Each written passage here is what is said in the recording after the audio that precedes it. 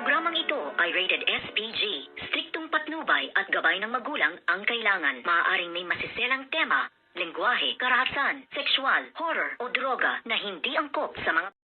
Good morning mga kachikas and welcome sa aking munting channel. Dinalaw nga nitong si Divina, si Sherlyn sa kulungan at dito nga ay tuwang-tuwa nga ito nang makita niya ito ngang si Sherlyn sa loob ng kulungan at dito nga ay iniinsulto pa nga niya ito at tinanong nga niya ito ngang si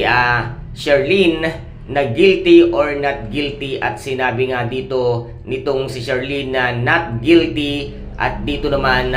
ay patuloy ang patutsada nitong si Divina kay Sherlyn at dito naman ay naisip nga nitong si Sherlyn na baka nga daw itong si Divina ang nasa likod ng lahat dahil wala namang ibang taong galit na galit sa kanya kung hindi ito lamang ngang si Divina at dito nga ay nasabi pa ni Divina para asarin nga si Sherlyn na siya daw muna ang bahala kay Raymond at sa kanyang pamilya kaya dito naman ay hindi nga nakapagpigil ito ngang si Sherlyn kung kaya't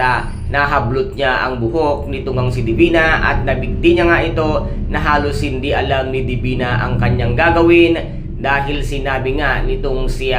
Sherlyn na tatapusin ko ang buhay mo once nga na ginulo mo ang pamilya ko kung kaya't dito ay nagsusumigaw itong si Divina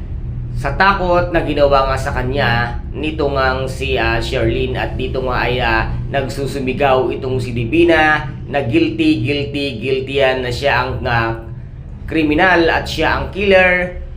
Ngunit ang katotohanan nga ay alam naman ni Divina ang katotohanan siya lahat ang nasa likod dito pati nga ang pag-set up at pag-text dito nga kay Sherlyn para papuntahin dito nga sa kantin nila Onse at dito nga niya sinaksak ito ngang si Leilani. Kaya guys, ito po ang ating pakaabangan sa mga susunod na episode dito nga sa Prinsesa ng City Jail. Kung nagustuhan po ninyo ang aking videos for today, paki-subscribe na lamang po ng aking channel, paki-like and share para maging update kayo sa lahat ng gagawin kong videos. Maraming salamat po. Ingat, God bless and bye-bye!